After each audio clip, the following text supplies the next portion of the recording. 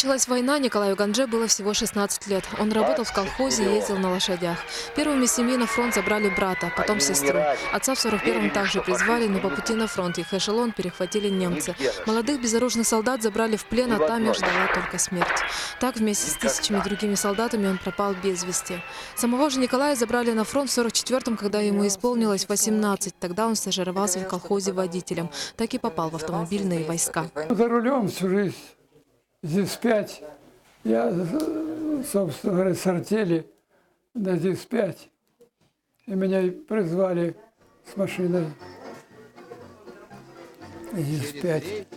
ЗИС-5 считают прорывом в автомобильной индустрии 30-40-х годов. В середине войны они составляли почти половину всего военного автопарка Советского Союза.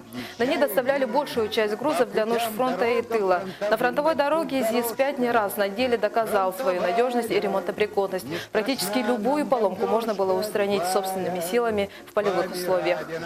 ЗИС-5 мог перевозить 3 тонны груза и буксировать прицеп общей массой 3,5 тонн. Он демонстрировал высокую проходимость. Еще в 41-м, когда немцы столкнулись с российским бездорожьем, они по достоинству оценили его преимущества. Возили на них не только оружие и провизию. Однажды Николай Андреевич перевозил через понтонный мост в Венгрии на своем грузовике солдат, молодых девушек. Одна сидела в кабине, а 15 других ехали в кузове. Не доехав буквально метров 100 до берега, закончился бензин. Машина встала. А сзади встала и ехавшая за ними колонна танков.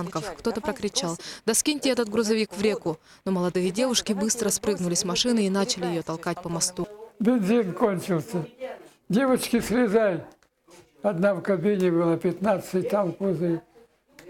Слезли. Раз-два взяли и покатили моего ЗИС-5. В этот момент они попали под обстрел. Как сегодня перед глазами Николая Андреевича всплывают картины тех страшных дней. Несмотря на то, что на передовой он не был, ужасы военных лет не обошли его стороной. Фронт – это тяжелая вещь. Не доедал, не досыпал. Боец прыгает в кабину, пошел вперед. Чего надо догнать?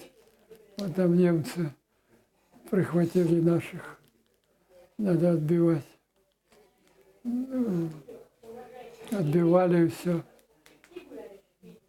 Своих забирали на машину и обратно в час.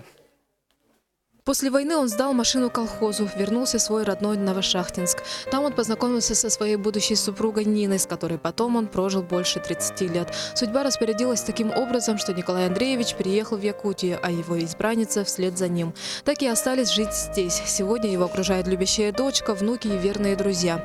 Но ужасы войны оставили свой след. Снова и снова, вспоминая те годы, проступают на глазах слезы. И только одно пожелание у героя: пусть внуки никогда не познают тяготы войны, но помнили тот подвиг, который совершили их деды ради мира и будущего. Саргалана Захарова, Чулустан Егоров, Василий Слепцов, Василий Соловьев, НВК Саха, Якутск.